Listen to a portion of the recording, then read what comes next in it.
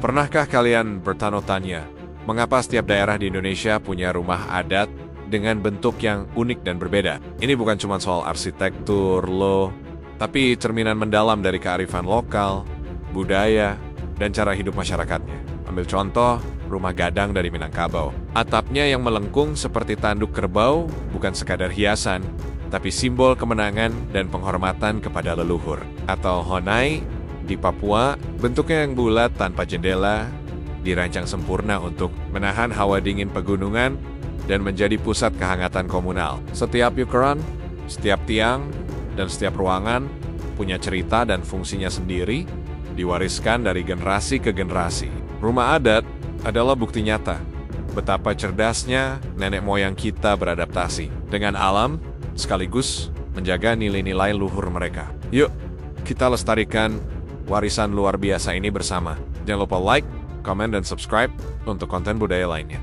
Terima kasih. Tahukah kamu, kalau di Indonesia ada desa yang atap rumahnya tidak boleh terbuat dari seng? Yap, di Kampung Naga, Jawa Barat, semua rumah adatnya wajib beratapkan ijuk, daun nipah, atau alang-alang. Aturan ini bukan tanpa alasan loh. Ini adalah cara mereka menjaga tradisi leluhur dan hidup selaras dengan alam.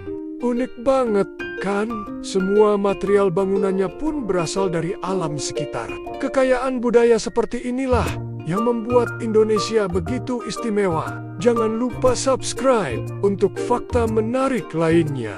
Pernah lihat rumah yang atapnya setinggi langit? Kenalan yuk sama Mbak Runiang dari Wairebo, Nusa Tenggara Timur. Rumah adat berbentuk kerucut ini bukan cuma unik, tapi juga super fungsional. Atapnya yang terbuat dari daun lontar itu bisa menampung sampai 8 keluarga.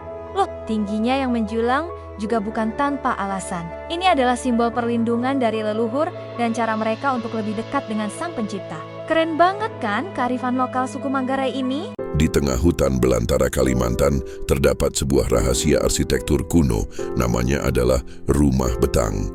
Selama berabad-abad, rumah panggung sepanjang ratusan meter ini menjadi benteng bagi puluhan keluarga Dayak, melindungi mereka dari binatang buas, serangan musuh, dan menyatukan komunitas dalam satu atap kehidupan. Bukan sekadar bangunan tapi jantung budaya. Inilah warisan yang terlupakan, namun sekarang Anda mengingatnya.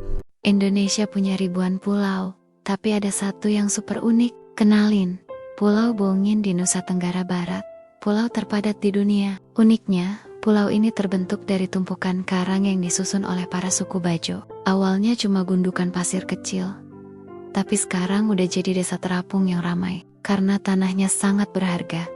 Di sini nggak ada lahan hijau atau pemakaman. Bahkan, ada tradisi unik, di mana pasangan yang mau menikah harus menyumbang karang untuk memperluas pulau. Keren banget kan?